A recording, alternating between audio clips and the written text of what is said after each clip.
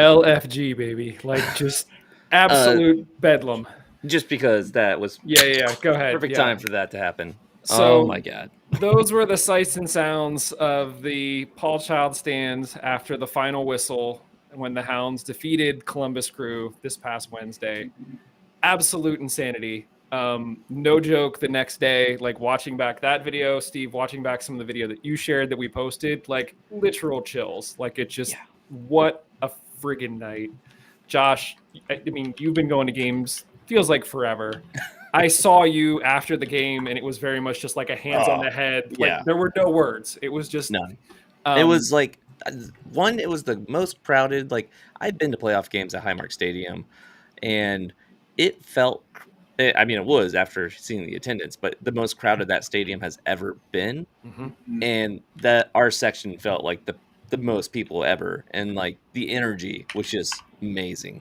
It was just crazy. There was a moment where we were standing, the steps were full of people, and Susan looked at me at one point like, if this got real, like this could be a problem. And it was like, grab the kids. And Steve, at one point, I was like, you're here, right? And we were messaging back and forth. And you were like, yeah. And so like, you were like, I'm down there. And I was like, there's no way I'm going to get to you. And then you somehow popped up, but you were like crouched on benches, trying to reach us. No, I mean, I sprained my ankle on the way up because there was like people all over the steps. And I don't know if it was somebody's shoe, a water bottle, a beer, like something. I stepped on something. Like it was amazing how crowded it was and how excited everybody was.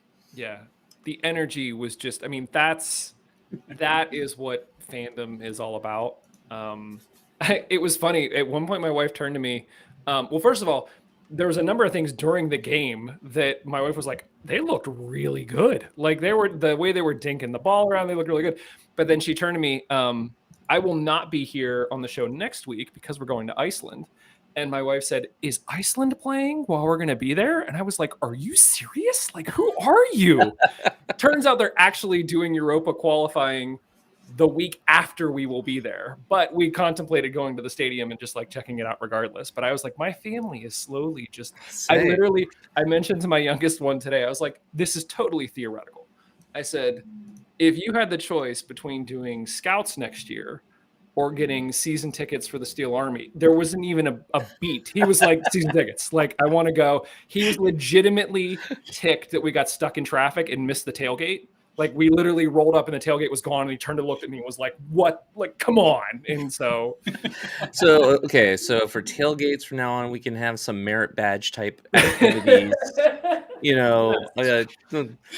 Shotgun. Although it's I could think of are probably not appropriate for kids to be merit badging in. So, I mean, Josh, you're like doing more with the merch, right? I'm sure you can do a merch badge. That's right. We can do a grill badge, right? Yeah, we can find. Yeah. We can make this work. We can flag or not flag. I mean, scarf badges. We can make that become a thing. Yes.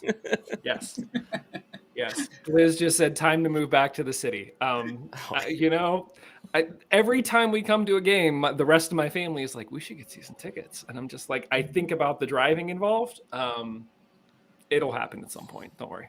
It'll happen. Well, I mean, well water just is not reliable. It's breaking down. You need to get back in the city. We've heard the stories. Right. Yeah. Right. No bears in the city. Bears. I've never had an issue with bears. Yes, just telling you. Very true. Yeah. Yep. Never issue with bears. Kev, what was it like on TV? It was amazing. I mean, especially the atmosphere of the crowd contributing to the overall experience. It was great to watch. Seasons for fans are built on like moments and memories. This is one that will live in the memory and be discussed 10 years from now.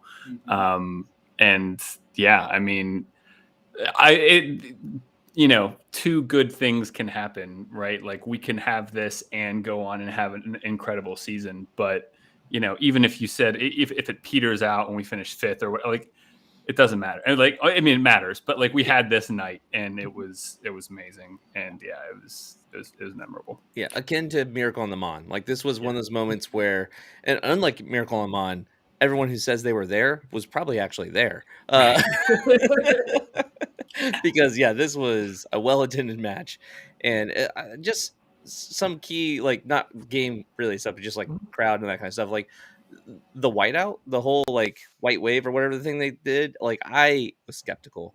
Like I remember Jeff texting me being like, "Hey, would the Steel Army be cool like doing this?" I'm like, "Yeah, we'll do it. Like I'm fine with that." But like I'm sitting here thinking to myself like there's gonna be a lot of new people there, a lot of people who don't come to games. Maybe they're not Same. Yeah. media. They're not gonna know it's a whiteout. Yep. Like you're gonna get our little swath like in the middle of the Steel Army with the whiteout, and then the rest of people are just gonna be wearing regular Pittsburgh clothes like Steeler jerseys and stuff like that. Nope, I was completely wrong. It It looked good. insane. I was like, this is impressive. It's not like they were giving out white shirts either. Like usually when we do something like this, it's like, oh, they gave away free shirts at, the first couple thousand people who come in, and that's why everyone's wearing the same shirt. But no, this was really impressive.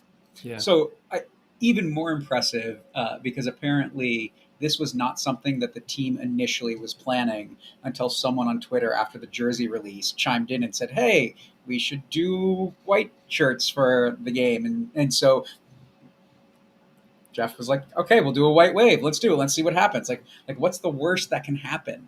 And that's what happened, right? Like they were obviously not prepared. I mean, they sold out of every adult size anything in the shop, I think, before the 10th minute of the game that was white. I mean, every shirt was gone by that point. It was cool. Yeah. You figure it was like 4 days it all came together because literally they Less, announced the yeah. jerseys, at the game that previous weekend. So Yeah. that was crazy. The actual tally came in at a little over 6,100 people in a stadium that I guess is technically built for 5,000. And Steve, did you say that Jeff was like, yeah, we could fit some more in here? Oh yeah. No, I mean, so Jeff is really specific about saying that the stadium seats 5,000. Right? So they're seats for 5,000. They sell other standing room tickets. No, but I mean, I think based on that conversation with him, he's thinking that they could get 6,500 people in Highmark. Like, okay. I don't I don't know where they're going. Yeah, they couldn't fit many more in Paul Child. Yeah. Like, Paul that Child's was- section was completely full, but we were shoulder yeah. to shoulder. Yeah. And it Yep. was magical. But yeah. That was great. Yeah. Insane night. I mean, getting into the specifics of the game just a little bit. So Hounds, for those who, totally missed it, which if you're listening to this, I highly doubt that you did. Hounds beat the Crew, I'd say pretty handedly, 1-0. Kev, I'm interested in your read because, when you're at the game, it's a very different perspective. But it wasn't just, Chico got the goal, and we should talk about the goal. But Tula had a sitter. Danny Griffin had a shot in the 85th minute where he sort of took the ball and went into hyperspeed and got a shot off. So this wasn't like in the last few minutes we were bunkering. Like we had our opportunity. Literally, Kizza got a red card, which we should probably talk about because he took it to the corner late in the game. But this did not feel like a team that we were afraid of. This did not feel like a team that we went one up and just bunkered. Kev, what was your perception from the broadcast? For context, I want to make it clear. I mean, the details of the actual play of the game are minimal compared to the energy of just like appreciating the atmosphere and everything. But no, I agree with your assessment. I mean, both against New England and Columbus, both of these games are played in a way where, it's not just 11 people behind the ball. We showed a lot of energy. We tried to defend in their half whenever we could. The starting lineup, the fact that, someone correct me if I'm wrong if he was out for some other reason, but, Forbes not being played or not being started, that's telling to me, you want energy in there. You want people who are going to close down quickly and aggressively and constantly for, extended periods of time. No one can take a break. And the goal comes from that. I mean, it was a great defensive interception, quick turnaround counter, great ball in, great finish. Everything, just to interrupt you for 1 second, the more I watch that back, Mertz does a stutter step, and that was everything in that play because the defender bit, and that allowed Chico to just roll behind him. And in the moment, I told Steve, I just assumed Chico was off. Like Yeah. it looked so easy that from the stands, everyone started celebrating, and I'm looking at the ref for the flag because I just assumed it was going to be there, and that's what we're conditioned to do now. And when it wasn't, I was in complete disbelief. But Well, the Dequa pass wasn't the obvious pass to me either. No. That was the second pass that finally caught up to me when Mertz finally played it. So, no, it was a really, really good game, a really good performance. This wasn't something where we had one chance off a corner and capitalized on it, and they hit the crossbar and Waite had the game of his life. It was not like that at all. Yeah. And two, we talk a lot about Tula on here, Tula showing me, and how when is he going to get his first goal?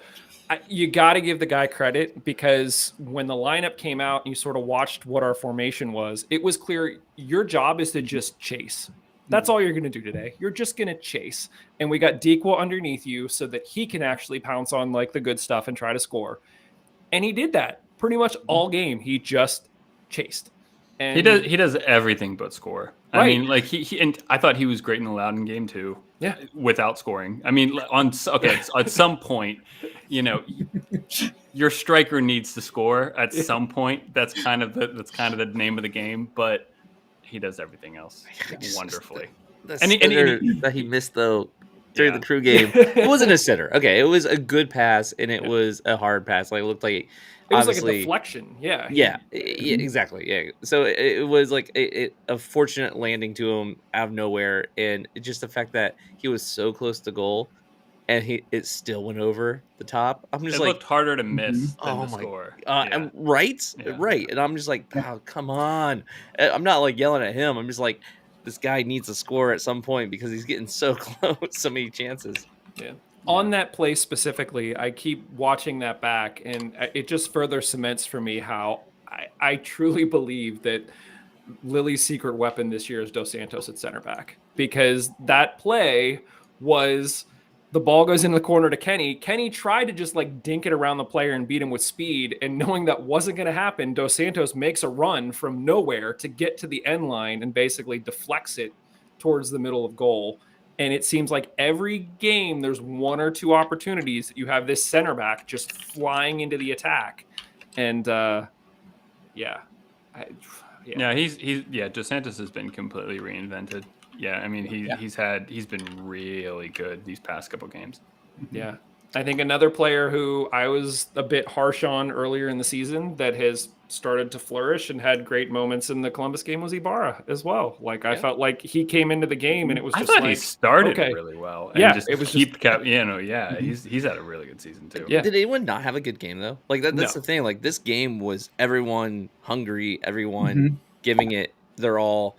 The interaction with the team actually like being cohesive, freaking the whole back line, like pumping up the Steel Army near the end there. Like I don't know if you could see it from where you were at, Mike. Zweltsuit, was like double did it. fisting and I think all the back line did it at some point during the last like 10 minutes of game. Yeah. Just looking over the Steel Army, just putting their hands up like, come on. Yeah, and it's yeah. like, okay. That was great. And then like Danny Griffin also had that super like run in, like he just was not letting anyone take the ball from him and just ran into their box and got a shot off, but didn't go in, but it was still pretty good opportunity that he had near the end there too. Yeah. I love Griffin's new role this season. I mean, I don't want him anywhere near like a super defensive midfielder. Like his place is sitting right behind Dequa or whoever else is playing up front and creating chances for himself. Griffin has been great. I feel like too, not so much Mertz has been sort of a consistent, just beast sort of all season. But I feel like in these Open Cup games, and maybe it's just because Danny's just been around for 4 or 5 games now, and 2 of them have been Open Cup games. It feels like, at least in the Open Cup games, he has a bit of a chip on his shoulder. Oh, yeah. Like, I did this whole like MLS Next Pro thing. Now I'm back here. Like, I'm gonna show you that like you screwed up. Like I'm good enough for the next level. So, yeah. Like it's there's not a ton else to say about this game. It was pure magic, pure energy. My kids, as we were leaving the stadium, my kids literally said that was the best night of their lives, like completely unprompted. They were just like, literally, that was the best night of their lives. It's just when Have you taken them to Disney yet? No. Okay, I thought you did already. I'm like, that's pretty good, but we were supposed I don't know, to. Josh. Yeah. How do you want to respond to that question, Josh? I still like hold. This is probably the most energy I've ever felt at Highmark Stadium, like ever. Yep. Like it wasn't just the fact that the crowd was big. It was cohesive. Like the crowd felt like they were all like kind of like into it. The grandstand was doing the chants as well. Granted, when you're screaming "Go back to Ohio," all Pittsburghers can get behind that message. So it was a chant heard from all around the stadium. And then after the game, with the team coming over to celebrate, everyone going crazy, Tuffy coming over to celebrate with the team. It was just, it was magic. It was just so cool. And if you're not coming back to a game if that was your first game, I don't know what you were expecting. I don't know what needs to happen for you to be like, I think I'm going to keep on coming, because that was a game to do it. And I mean, this is what we've been saying for literally years. Whenever there's the Open Cup draw and it's like, we're going to Cincy, we're going to New York. It's just like, this is what it could be. And, there were a couple of comments on Twitter after the fact where it was like, sellout crowd of 6,100 plus. And I think I made a comment, Josh, you made a comment like, it might be time to expand, guys, because every game so far this season has been a sellout. And now that's capping it off. Back of the napkin math in terms of money made, just put in some more seats, man. You would sell them. And they're doing it. There's no doubt. I feel like they were trying to get it in before the season started, but they just couldn't fit it in. But there's expansion already on the list of all the front office and talking about what they can do, how they can add more seats. Like in Tuffy's construction company, like Tuffy's like all in. It's like, I can do it in 2 weeks. Let's do this. No, so I did like just some quick like calculations. If only tickets were general admission tickets price, right? Like they made over $150,000 in gate sales, right? Like that's at the cheapest ticket price. That doesn't include all the higher costs for tickets in the grandstand, right? So like that's huge. Or food. Plus all that, or plus merch food, sales, plus parking, plus merch. And sure, they've got staffing costs. That round cost $25,000 for them to host, but I mean, net profit by a large margin. Listen, I don't want to complain about a lot, but I did get 2 Powerades and a Coke, and it cost me $17. So like they're making money. Welcome to stadium price. Yeah, it's just, I was like, oh yeah, sure. And then I got like a note like, you spent $17, and I was like, what? So yeah. Every game I get Auntie Anne's pretzel. It's like $8 for that pretzel. That's worth it to me. That pretzel's no, Josh was that rich. I just And surprisingly, I don't know, this might also be a testament of how intense that game was for everyone. I went like during the second half, I went down to get a pretzel because it's right behind our section. No line.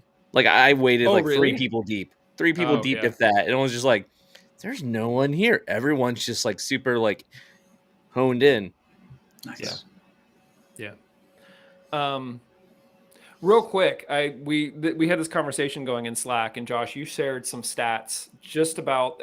There were some complaints from Columbus fans online where it was like, oh, we didn't play our first team, and like, the turf, and this, that, and the other thing. And I get it, but Josh, you dug up some numbers in terms of the actual crew starters that were on the field, and if you actually look at sort of the top 3.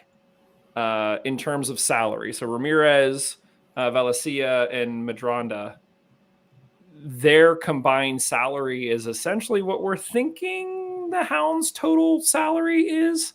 So let's just say you said excuses wrong. Yeah. So like, I think part of the thing that makes these games so much fun is that there is such a disparity in terms of quality of life, in terms of pay, in terms of experience for these players in MLS versus these guys that are in the USL. And so, of course, we're going to celebrate. Of course, we're going to, be over the moon about what happens here. And any other sort of excuse, to Liz's words, I think just goes out the window for me. Yeah, when you're looking at 400K, 336K, 300K for the top guys on their team, that's their yearly base salary. So that's not including all the other stuff they get, all the other perks. That's just their yearly salary. That alone, you're just like, huh. All right, like, yeah, maybe this wasn't your first team. Maybe it wasn't even what you would consider your second team, but this is still a team that should be beating USL teams in theory.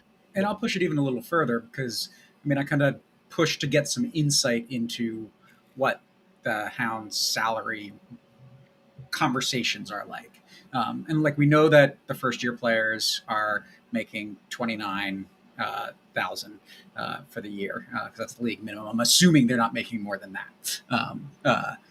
But based on what I know, I mean, our highest paid player is probably still below 7 of the starters that they put on the field, right? Like that's our top player. They've got 7 guys making more than that. That's a huge discrepancy in that sense. Yeah, that's not 7 crew starters. That's 7 crew starters in that game. In that game, yeah.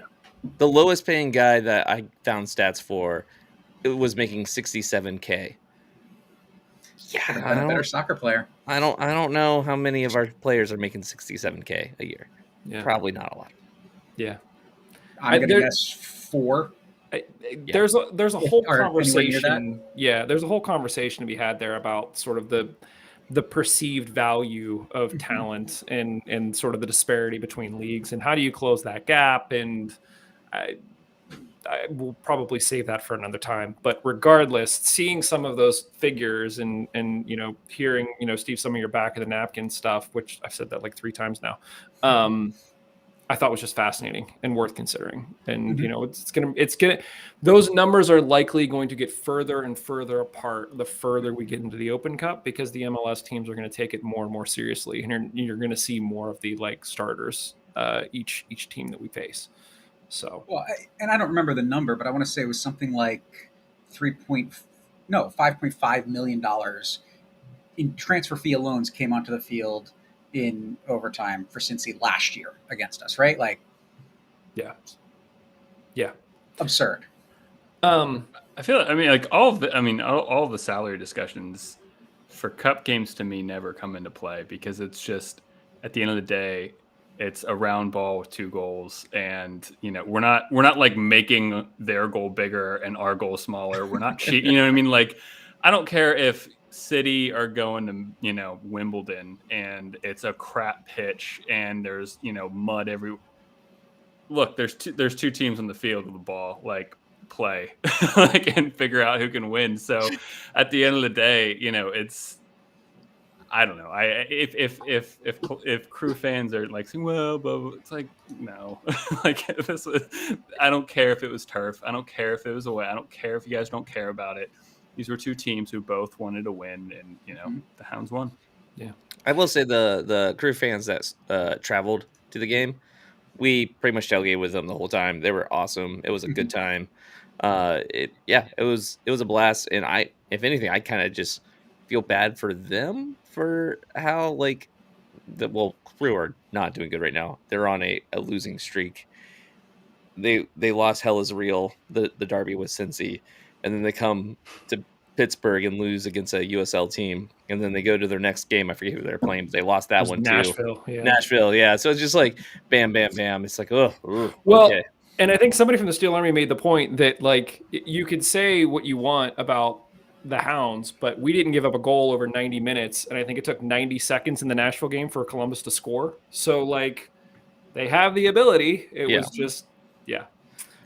Go, Josh. Okay, I was going to say another thing I think around this game that was pretty awesome to see was just the coverage of the Hounds afterwards. Getting more than just local 30-second coverage from the local news, seeing big names tweeting about it, talking about it on their shows. Men in Blazers, I think, had 2 or 3 tweets about us in a row. So that was really cool to see.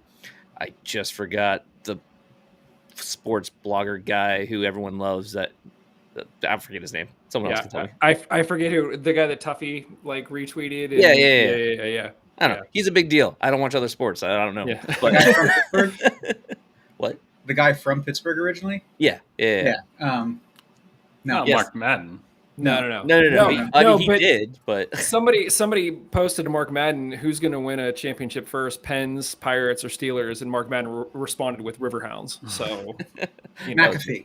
Yeah. McAfee. Yeah, there we go. Yeah. That guy who I'm sure everyone else who likes sports knows, except for me. So, yeah. Well, and Josh, you also shared, what was it? It was like morning soccer. Like they had a whole segment on just what Danny Griffin was wearing to the game. Like it was like a 30-second clip about his fashion choices. it was a minute and 40 of just fashion talk about Danny's outfit going into the stadium. And I'm like, this is the stuff I'm used to seeing for like Premier League players. Like, let's look at Ronaldo's fit. And I was like, this is about Danny Griffin. And it was glorious. I will say I felt bad because the actual picture was him side by side with Jamali Waite, who also looked very fashionable. And for whatever reason, they just zeroed in on Danny. But yeah. I have to go back and watch now. I did not realize Jamali was in that picture. I think that they just sort of cut it, but when the Hounds shared the picture, they were both walking in together in almost like matching outfits. Yeah. I do need to ask though. So late in the game, Chico looked like he got hurt. Steve, you said you don't think it's serious? No, I don't think it's serious. When I go to practice, I can't officially talk to players that didn't train. But saw him, asked him how he was feeling. He said he was good, nothing serious. He said he'd be back. He thought he'd be back definitively for the Cincy game, if not before. So just like it looked like he was maybe just something like a muscle type thing, not anything that's big. not I'm doing air quotes here, official. No, this is me trying to what do I see over there? Okay, yeah, look, he's like working on that muscle over there. Okay. Nice. Good Yeah, game. I'm not surprised because I originally was like looking towards the Loudoun game, being like, is he there? Does that mean he's not healthy? And it's like, that's not really saying much because I got a feeling at this point with how many games we've had in a row, maybe resting him would have been the choice no matter what. I think it would have been from my conversation with Grubba that if he had gone the full 90, he probably wasn't going to play this weekend unless there was a really big need. So not seeing him in the lineup, not seeing him travel, not a surprise after the Columbus game. Yeah. Anything else from this one that you guys want to ruminate on or reminisce about before we talk about the red card to Kizza sucked. I felt so bad for him because one, watching the replay, I mean, I get it, but at the same time, it didn't look as bad as like a red. It looked like a yellow to me. I genuinely don't remember this. The ref wasn't great. Like there were a couple of calls where it was just like, come on, guy. Like, what are you doing here? What was it, like the 80th minute or something? I can't remember the exact minute. It was quite late. I mean, it was really late. I think it was stoppage time. Kizza takes the ball to the corner. He basically fights off two guys from Columbus. I think the ball goes out for a throw-in, or they recover it and they're walking back, and Kizza fouls a guy from behind, like out of frustration. And the ref just kicks his ankle or something. It was actually his arm. So like it looked like it was still the run of play, and it was they were tussling back and forth, and then Kizza pushed his arm back, and it hits him in the face. But it didn't look like it was like a hard elbow or like a punch. It just looked like kind of like a you're fighting for back, it, yeah. And it just hit him in the face, and then suddenly ref blows the whistle and just gives him a red. And it's like you said, Steve, I think it was stoppage time now. I remember, but it was all at the other end, away from our section. So like half of us didn't even notice until like we see him slowly walking into the locker room, and he was so close to the locker room already because it was all the way over by that corner that it was like a 2-second walk. Just like him walked out, and then it sucked though because then that means he wasn't part of all the celebration afterwards. Right. He wasn't like anywhere. Could he not come back on the field? I don't know. But then again, I don't think he can. I don't know what the rules are after the game is over. But yeah. So that really sucks for him because he definitely deserved to be out there. Yeah. Well, and I think it also is not great in Cincy because his speed definitely was something that, I mean, you could see when he was on the field, being able to chase balls down faster than almost anybody else. Yeah. So, I mean, losing that option, yeah, I mean, though he might be the only player, as long as everybody else, there are no other injuries between now and then, that is absent from that Cincy game. Farrell obviously was back. Rivera back to training. And then Alal Usamanu back after a personal situation where he had to travel home. So he's back with the team as well now. So, I mean, basically back at full strength, and that's really good too. So, Yeah. Agreed. get another fast center back in there. Liz added to the chat how amazing all the fans were after the game. Lots more willingness to talk about play on the field. It was incredible. So, yeah, just overall, fantastic experience. Yeah. And like I'm already seeing the run off of this game, the hype around it. Like we've seen Discord get a whole bunch of new members for the Steel Army. I've sold memberships now. Like I think I've sold more memberships this week than I have in the last couple of weeks. So like I'm welcoming the bandwagon fans because bandwagon right now, diehards later. Listen, I feel like I'm getting a little bit worried because it's always just been, oh, the Hounds are playing. We can always get tickets in Paul Child. No big deal. Like we'll make a decision last minute. Like that could be changing. So that's why you got to buy season tickets. I was gonna say we might have to get season tickets. Get in now, yeah. So that way you can just renew every year. Yeah. So, in terms of what's next, as we've alluded to a few times here, the Hounds will head to Cincy next Tuesday for the next round of the Open Cup.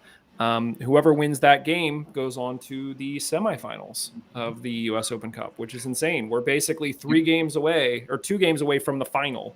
So beat Cincy and then see who we play from there. Birmingham also won. They beat a 10-man Charlotte team. So I feel like it's kind of cheating a little bit, but whatever, it's fine. They will play Inter Miami next week. So we will see how that shakes out, who ends up moving on, but we will obviously play the winner of that game. And then I don't know how they determine who gets home field at that point. Like I know in the bracket, we're in like the top section. So does that mean that we would get home, or do they do a new draw, or what? I don't know. So with the draw until the final, and it may hold for the final, but it's if you had home field advantage at any point, if you were like H1, right? So you're home 1, you're above any team that was a home 2 throughout the bracket, right? So if you were home, you would maintain home field advantage if it's ever someone with a lower number or an away number, right? And so Birmingham was an H1 team, we were an H2 team. So in the semi, we would go to Birmingham. If Birmingham wins. If Miami wins. I don't know what they were, if they were away or not. So there might be a shot. They might be an H2 as well, and then they have to do some sort of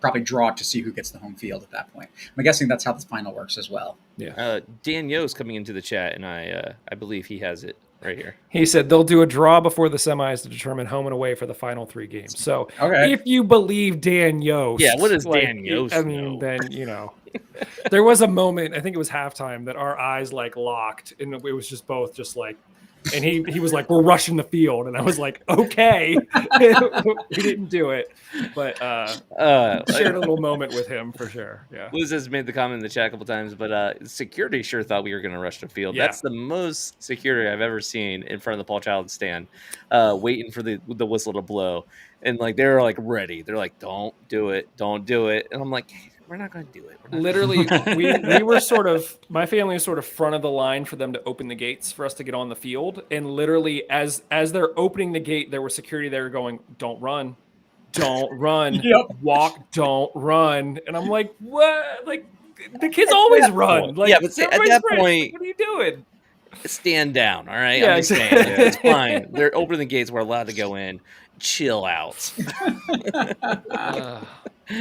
Well, let's hope that the Open Cup run continues, and that this in the past, we've questioned whether or not the Hounds' spirit was really in the Open Cup, and we've always said, like, this is the reason why. I think now that we got a taste of this, that every year we'll just sort of pour ourselves into it, and we'll be right back here. So, another shout out to the front office for, like, this had to been a nightmare of a game to organize, to get tickets sold for. Open Cup, it's last, you don't have as much time to plan for it, and it's just like, oh crap, this is all happening, and it's the biggest game. Yeah, and I thought they did a great job.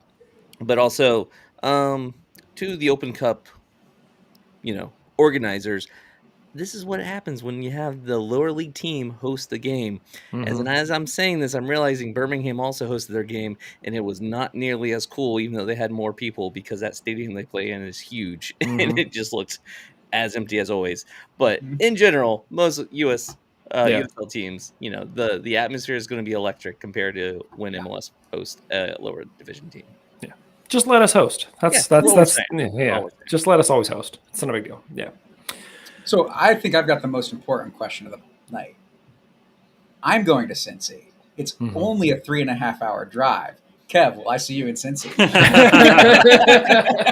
It's about the same drive for you, right? Like, yeah, 3.5 hours from Eastern Tennessee. Yeah. Hey, I mapped it out. That's what it is. No, I will not be there. I will not be there either, unfortunately.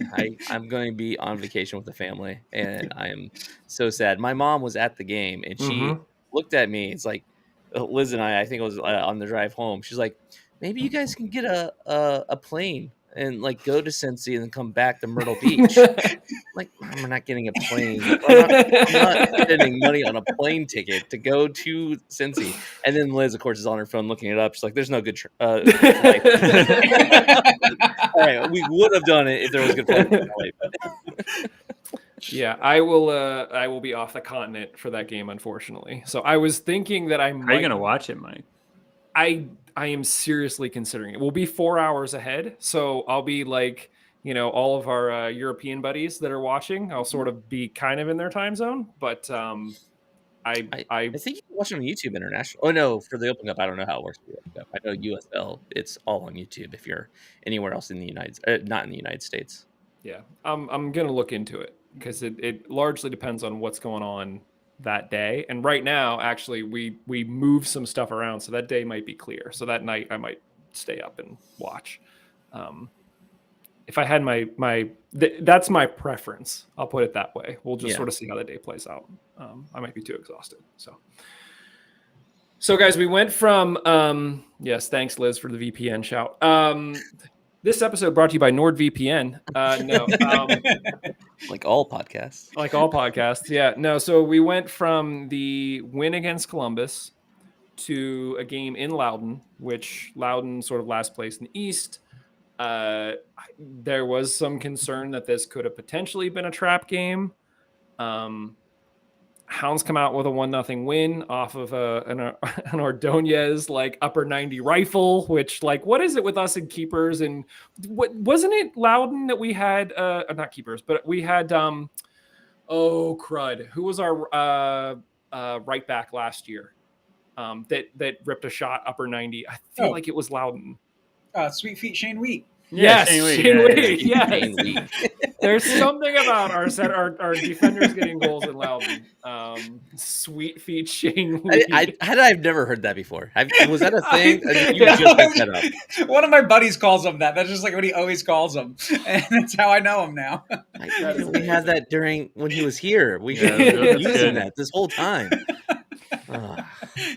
That's Ordonez's second goal in 2 games, so he's getting into Sweet Feet Shane Wheat territory. Guys, give me what that means is we need to keep getting standout pit center backs. That's right. Yeah. Because they'll score some goals for you in Loudoun, apparently. Thoughts on this game? Give me a takeaway here, Josh. What did you think about this one? Yeah, I mean, it was Harbinger saying trap game, but honestly, it felt like what you would expect from a very bad Loudoun. Even though they're not an MLS 2 team, they still sure felt like it this game. Also, shout out to the traveling Steel Yeah. Army supporters. They brought the giant banner that we usually put in the backer section, and it was huge in the front of the section at Loudoun, and it was hilarious because it was like in the top left. So it was like the score bug, and then the Steel Army sign like right underneath it for most of the match. So that was really cool. I believe Steve, you were there as well. Yeah. And there was some star appearances from It was family great. and friends.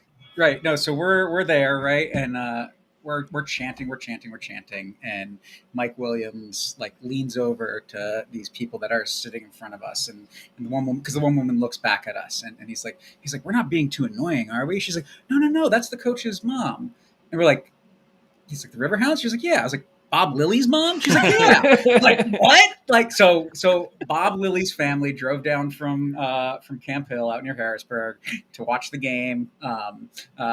After the goal, like his mom gets up out of her walker, like going like this as the goal happens and whatnot. So I got to talk to his brother for a little bit after the game. They were having a great time. They seemed super appreciative to see fans supporting the team away. They had a blast. They loved that we were having a blast. I think that made their time even more fun. But it was funny. I mean, I was joking with Mike because look down and you see this guy and he's like, that's got to be Bob's brother, right? I was like, yeah, like just like the way he walked, like the way his hat looked, right? Like everything about it was like, yep, that guy looks like he is definitely Bob Lilly's brother. That's fantastic. The way he's yelling at the players and telling them when to do I'm saying get forward. I wanted to joke with him. I was like, so did he always yell at other people like that? At the dinner table, like, Right. yeah, pass the milk, pass the milk, Get the milk up the left flank. And not to jump forward too much, but then after the game, the victory selfie, seeing the Steel Army post, one with Ordonez, of course, but then the second victory selfie, you have Bob, you have Lily's mom. It was great. I think there was other family in that selfie as well, and it was just fantastic to see. Yeah. No, and I'll say this, like, Bob was like, okay, so how do I use this thing? But like his positioning on the selfie was way better than Arturo's, right? Like Arturo's like holding it up and like, dude, like we're way up here. Like you're getting a good selfie of yourself, but we're not in it. Arturo was like, I gotta make myself look good for the gram, right? Like the rest of you jabronis, who cares? I gotta get the right way he's angle. playing, he deserves it. That's what I say. Yeah. He's on Kev, fire. what were your thoughts on this one? I took a bunch of. So I feel like once a season, I take notes in a game, and for whatever reason, it was this game. So I have a bunch, and I won't go through. Next week's show is going to be weak. Then if you don't take notes, it will. It will. It really will. I won't run through all of them. I'll say I'll try to pick up. Oh, I also just realized we missed Josh's second victory beverage. So, Josh, yeah, crack it. As you were polishing off the first, there you go. Okay, now go ahead, Gav. Get in your notes. Yeah, okay, sweet. You always get when you actually take notes, you get so irritated when we cut you off from talking about your notes. You're No, like, I don't. You're like, I did this work and I want to share it. Shut up and let That's me. why he share only it. does it once a season. That's right. Yeah. No, I remember. No, I mean, so Dequa not starting with so many of our goals coming from him in this game, I was worried about how we would look offensively. And honestly, I if we could somehow kind of take the next game in isolation and like for whatever reason make the points in the next game count like for half, I would almost say like just do it again, even if Dequa was fit, because I thought there was the beginnings of a team that was playing really well together in the absence of their best forward. There was a plan, the plan was, get wide and get at least 4 guys in the box. And we did it time and time again. I mean, we get 1 goal out of it, but it's justified by the sheer weight of opportunities that we created. And so, it's not like, oh, thank God we got 1 goal from our center back. It was, a goal was going to come based off of how we were playing. I thought we played really well. Ordonez with the goal, as well as just how good he's been defensively all season. I mean, he's starting to be captain material for me. I don't want to have a discussion around stripping captaincies away, but Ordonez, he's up there for player of the season so far, in my opinion. I mean, it's hard to argue against Dequa, but one other point too. I mean, I think passing, we're starting to, all the games under our belt now, I think we're starting to know where other players are going to be, and players are starting to pass to space rather than pass to feet. And I think that's making a lot more fluid and just continuous play happening. And I think we saw it a lot in this game too, where you're hitting space, and you're hitting space where another Hound player is running into before the pass is played. So no, it was, I thought it was a really good game. I'll Josh, I know you said Loudoun didn't play very well. I thought they played okay. I didn't think they were what their place looked like in the standings. But no, I mean, it was after I was worried about this game, after such emotions running so high. I thought there might have been a little bit of a hangover, especially in an away game, and they played really, really well. My impression was, and correct me if you guys feel differently, but after really the first half, I didn't feel like there was any way that Loudoun was going to beat us. It seemed like the wave that the Hounds are on. I feel like that in years gone by, and then they just take a shot from 30 yards out and it goes in. But I didn't think anybody other than Tommy Williamson was going to do that. And when they had a 2-on-none, or it was a 2-on-1, and he just held it, and then didn't even get a shot off on net, I was like, okay, it's not going to be their night. So I felt like, if anything, our biggest opponent in this game was ourselves. And I know I just said that Columbus was whining about the turf, but I was sort of whining about the turf this whole game, because the little pellets, and you could tell that guys were adjusting their runs and that guys were getting stuck. Mm-hmm. And it didn't. And this sort of goes to show sort of how much the league has grown. We go from playing on, terrible Louisville swamp-filled baseball fields that have potholes that we're worried about, to actual turf. But now we're like, that's not the good turf. That's not, So I feel like these are champagne complaints, but it felt like that our struggle was more with ourselves than it was with Loudoun in my mind. So I don't know. I'll agree. I mean, I think, and especially in the second half after Robbie came on, I mean, he made a massive difference on he played well. The wing. I mean, he was putting in so many crosses, made, I don't know, Jacquemin, I don't know if that's how you say his name. No idea. Didn't look at a pronunciation guide. The keeper for Loudoun, a former Riverhounds Academy player. Really? Who I guess his family moved down there, and then he was in the DC Academy and now plays for them, is my understanding. But I mean, he was working all night, and he had to do a lot of work, and he wasn't doing a lot of it well, and that created a lot of opportunities. It made the defense have to scramble at times. But you talked about the defensive side of things.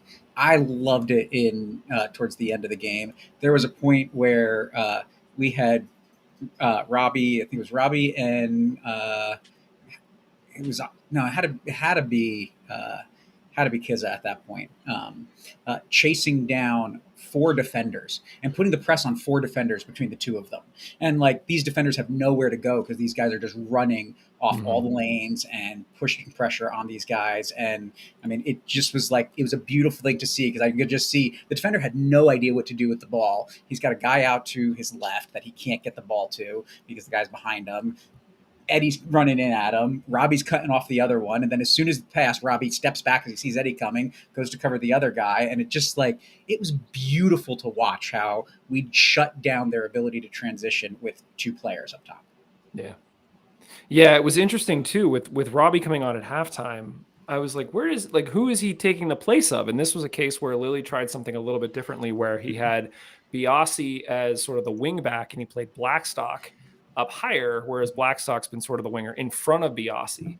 And so it'll be interesting to see. We've talked about, and I know Hounsey has talked about it as well. Like, what is Blackstock's position? Like, where does he exist? And thus far, it's been sort of as a winger. He's listed as a forward, and here we had him sort of as an attacking mid. So I think it's one of those cases where he could be another sort of utility player that Lily feels comfortable putting anywhere, and especially with the depth of wingers. Steve, you made a point at the game on Wednesday. You came up to me where we were talking about like, oh, these are our starting wingers. And you were like, no, actually, like they kind of are, but they kind of aren't. We've got like a massive depth of wingers here. So just trying to get them on the field is going to be something else to watch for.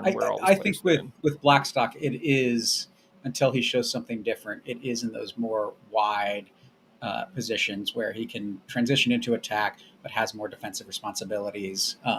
The sense I get is that he just wasn't doing the work that Bob wants from a forward with some of the runs in preseason and early season.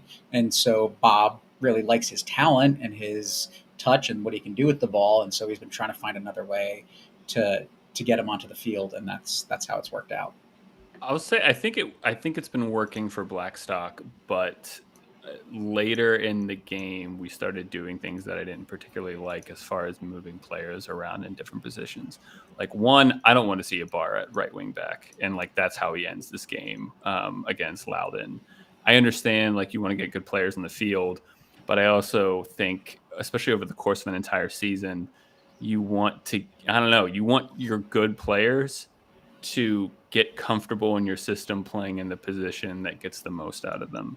And I don't want to start kind of potentially degrading what a player could provide to the team by putting them out of position. Similarly, I think Griffin kind of ends up playing more of a 6, a more defensive midfielder role at the end of this game. I'm just like, I don't like, yes, he can play it. We know he can play it, but like, I don't know. Like, I want to play our high contributing players in the positions that they're meant to play in. Like Blackstock though is one of those examples where so far he's been a good utility player and he has done a good job in all his positions. I don't want to see us do that to every player. I think the moral of the story is that all players are utility players when it comes to Bob. Yeah. Like he's gonna put them where he thinks he needs them, and they're gonna have to figure it out. And like I'm sure they're getting trained how to figure it out during practice. But I'm just saying, like Bob will use any player anywhere if he has to. Yeah. So far, I mean, that's what he was. It the RBG game where he put Farrell as center forward, and I asked him about it after the game, and he's like, you know what? I trust him. I trust him to be able to put something in the back of the net. He's got an instinct for it, and I'm just like, okay. It's like, I trust my barber. I'm not going to let him do my taxes. Like, what are you doing? If he's good with numbers. I like he owns his own business. I'm sure he. Just saying. I was going to say something, and now I've lost it. Oh, I was. I want to. I don't know. I try to do this in seasons where a player is playing really well, but they're just kind of silently, consistently playing well, and sometimes we don't talk about them. I mean, I'm going to be the one who brings it up. I thought Etu once again. I knew it. Had a great game. I knew it. And it's specifically in the context of pushing players around. Like Etu is central. Like Etu's not playing defensively. He's not playing as a wing back. He's not playing as he is our central midfielder, and he is a strong pillar in that. And I thought he's had a really good game. One thing I kept an eye on him because I just love watching him play. The amount of one touch passes he has. He's constantly looking around and he gets the ball out of his feet quick. And he's not lingering on the ball. He's not, and he's just, I love that too. I don't disagree with you at all. I just think it's really funny. You sort of teed that up for like, this is going to be an unsung player that doesn't get any credit. And you pick the guy that you raved about for weeks when the season started before he got hurt. Hey, I mean, if you guys start raving about him, I won't have to do that. So. I feel like you like raving about him so much. I don't want to take it away from you. Exactly. What do you think of Danny Griffin, Kev? Any thoughts? He's had a great season. Oh, look, I'll raise my and say, yep. I thought he was just a very average midfielder who had a big engine and never got injured. and he's come in and he's been a huge player, I think, ever since he came in for us. He's been very, very good. Arguably, I would say, I think he's been better than Mertz since Griffin has come in and has had a bigger impact on the team and scored bigger goals. I think Griffin's been great. I think when Tuffy was like teasing the Griffin signing, he like there was a tweet that he put out that had like a puzzle piece GIF, and like it was like the missing piece, and I'm like, what? Okay, is this for another truck? Like, what is this? What are we talking about here? But I do wonder. You look at since Griffin got back, it seems that him being there has pushed other players into other positions, and everything seems to be clicking. And so even though I think we were used to him being sort of a defensive midfielder and sort of a central defensive midfielder, and we might have been expecting that when he came back, the fact that he hasn't been could actually be that missing piece that we needed.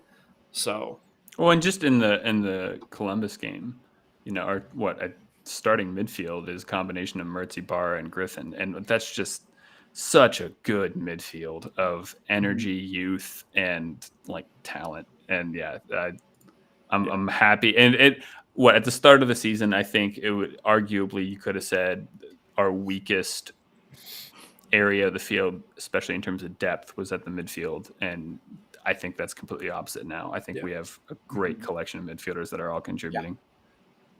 Yeah. I think the other thing, so to validate Kev's point about Etu. You don't need to validate anything. And we're fine. We're good. The inclusion of Etu provides the opportunity for Griffin to not have to play that position, which gives Griffin the ability to shine with a much more forward role. And I mean, okay, so didn't get the goal that went in, that was a goal, that wasn't a foul against Birmingham, right? But you're talking about a guy that has scored 2 in the past 5 games that the team has played, but he has had chances and good chances in every single one of those games. He has been close to putting himself on the score sheet. Could have scored in the Loudoun game. Right. He could have scored in the Loudoun game. He could have scored in the Columbus game. He did score in the Birmingham game, right?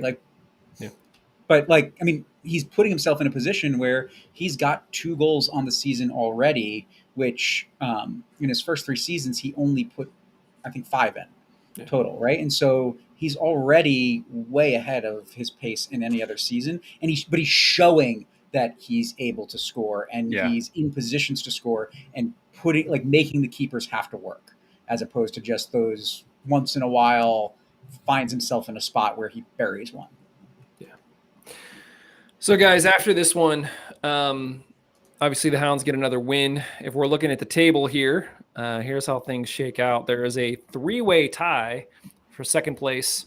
The Battery currently at the top on 24 points, followed by the Rowdies, Louisville, and us, all sitting on 20. Birmingham falling off a cliff. They're in 5th place with 16 points, but they've lost their last 5, which is kind of crazy, especially after they got the win in the Open Cup. But whatever. Memphis is slowly fighting their way back into contention, and actually I looked in the USL Power rankings this week. They have Memphis ranked higher than us, which I was like, what are you smoking? But anyway, at the very bottom we have Hartford and Loudoun still with losses in their last 5. So I think we're right where we want to be at this point. We're in that second place. We do have the Battery coming up next weekend, not this weekend. So at home. Yep. So a lot of good stuff going on, guys. In terms of pick'em, Kevin, you've been supplanted. Laura Ellen is now in first place with 13 points. Kevin had a 0-point week. Got both of the results wrong this week. So, and I'm happy about it. yeah. Do what you will with that. Kevin's on 12. Dan Yost with 10 points. So he is one correct score prediction away from leaping into first. And then we actually have, I think, 5 or 6 people on 9 points, but my graphic only holds 3. So Devin Pale, Keaton Lieben Good, Michael Finn with 9 points. I think, Josh, you are on 9 points as well. So you should be on the board too. Lots of people are playing and having fun and guessing and having a good time. This is the weekly reminder that you too can get in on the action, get in on the fun. It's still not too late. You just have to pick a couple scores right and you're on the board. But basically get your score predictions in. We post up on Twitter, and then really all of the comments are collected on YouTube. There's a post on YouTube where you just add your score prediction. You get 3 points if you get the score exactly right, 1 point if you get the result right. So win, draw, loss, no points otherwise. Whoever ends up the season with the most points gets 2 free season tickets to the Hounds next year. So maybe I should encourage my kids to play. Are they allowed to play? I know I'm not allowed to win, but if they win, literally my youngest just slid into view like, whoa, what? So, yeah, as they share your last name. They can't do that. I mean, yeah. If you pay for their subscription, no. But if they pay for their subscriptions, I don't know. That's true. If they decide to pay $10 to put in a pseudonym, you don't know it's them. That's right. That's fair. Yeah. I'll be like, hey, who's this winner? And it turns out it's one of my kids. Yeah. Sham. The whole thing's a sham. That's right. Yeah. But guys, first, before we have Cincy, before we have the Battery, we have Phoenix. The Hounds play Phoenix this weekend. There are no former Hounds playing for Phoenix. And, after being one of the best teams in the West for the past few years, Phoenix are currently in 7th in the West. Now, granted, I think every Western team won or got a draw this weekend. So, the West is pretty decent. They're 2-2-2 on the road. Most recently, they lost 1-0 to Vegas this past weekend, which we beat Vegas last weekend.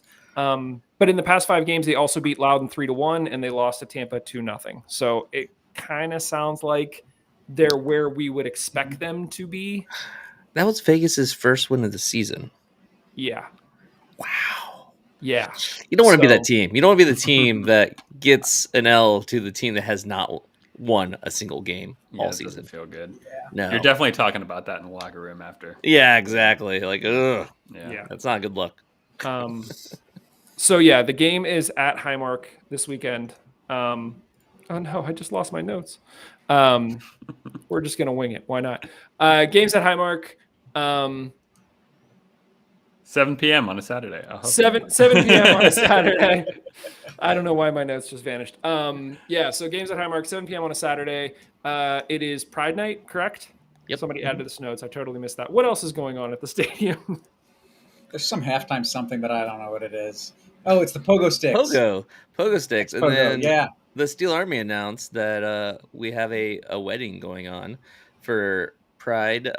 Cam and Colin are going to have their wedding in front of the Steel Army section right before the game starts. So that's awesome. Congratulations that's to them. Amazing. Yeah, geez. Yeah. It came together really fast, and it's pretty awesome. Oh yeah, and dollar beers before the game. So a wedding, dollar beers, extreme pogo.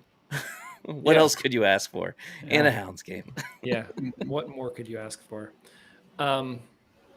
Guys, predictions for this one. We got to do our score predictions just like everybody else.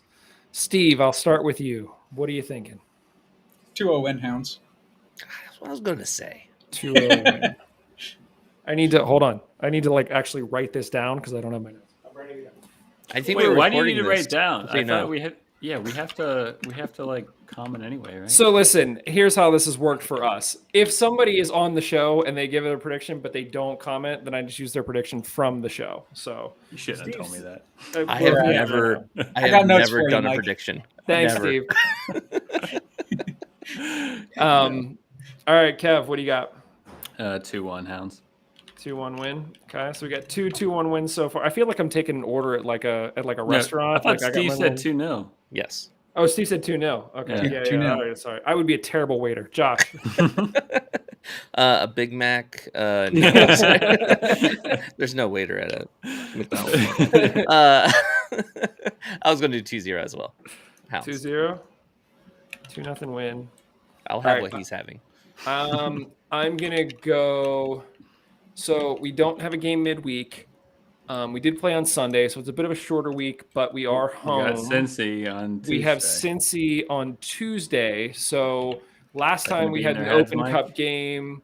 Last time we had an Open Cup game, Lily openly said that he was actually planning for 2 games. He's not planning for 1. He's planning for both.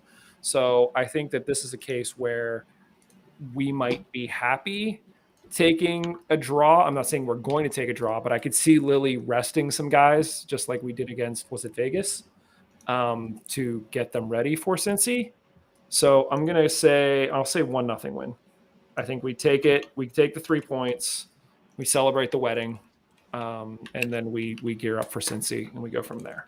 Let me ask you this, a quick maybe outro question. Do you think we'll see the same or very, very similar lineup we saw against Columbus against Cincy? And mainly the context of that question is, do you think Forbes will start against Cincy? I think Forbes starts, and we also won't have Kizza. So. Yeah, but Kizza didn't start against. Oh, that's right. He didn't. Columbus. Yeah. It was shown me. And I think I'm going to punt that question to when we talk about it again next week, Kev. Yeah, fair enough. Yeah, good point. Good point. I am not ready to answer it. Good point. Leave yourself something to talk about next week. Yeah, I was going to say, since neither Josh or I will be here next week, I would say I don't think it's going to be the exact same lineup. I think there'll be 1 or 2 changes just because Lily he's going to plan for Cincy the same way he plans for Columbus. He's going to look at what Cincy does, and he's going to try to figure out how he can negate whatever it is that they do. So I think that the core will likely be there. I don't know if Kenny will start just because of you're going to try to outrun them. Like, you just got to outwork them essentially. And that's not to say he can't, but when you have the depth of the midfield that we have right now, like, that's a luxury that we have. You can always bring him on later. So I could see there being some other shift at like one of the wing backs or, one of the center backs or something. So I'll say I don't think it's going to be the exact same lineup, but I am very interested to see how we approach this game, because it feels like the approach to Columbus was sort of kind of like New England, and Cincy has since taken over the top spot in the East in MLS. So they're no joke, and they just beat Columbus. So did we. Yes, we have. But boom, roasted. That's right. But and it's Cincy. Like, we have history with Cincy. Like, I would love nothing more than to go to Cincy and beat them and just be done with it. So yeah, we'll see. But yeah, you don't have your notes. You don't know how to do an outro. I've been winging the outro for a while now. It's fine. But that is what we think. Let us know what you think, guys. Anything else that you want to talk about on this one? Nope. Someone else keep in mind, Pride Raiser starts back up this That's right. June, and the Open Cup will count towards your Pride Raiser Nice. pledge. So go check out social media posts from the Steel Army. They'll be coming out here, and yeah, we're gonna try to raise a bunch of money for SAD again this year. So pledge your amount per goal for June, and there's a lot of games, so keep that in mind. Yeah. Awesome. All right. Well, this was a long one, but it was a fun one for sure, guys. Good luck next week without us. We'll definitely listen in and check it out. And thanks, everybody. We'll talk to you very, very soon. Cheers. Later. See ya.